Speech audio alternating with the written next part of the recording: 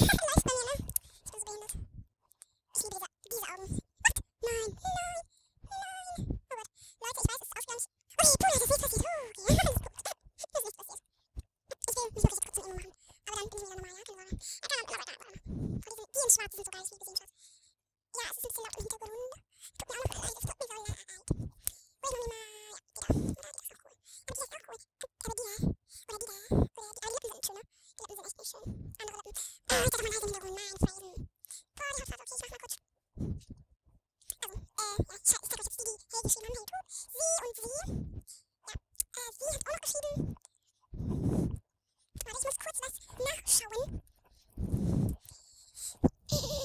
Oh mein Gott. Oh mein Gott, die ist halt echt lieb.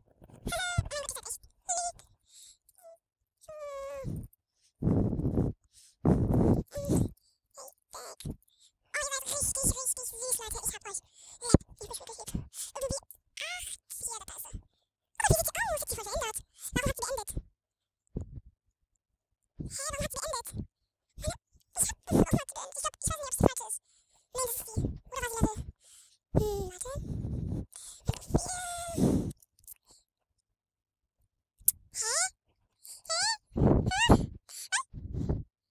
erstmal habe ich nur Anni. Was?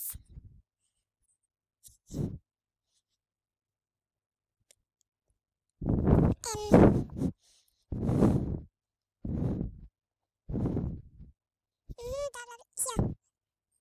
0876. X. Ich weiß nicht. Ah, nein.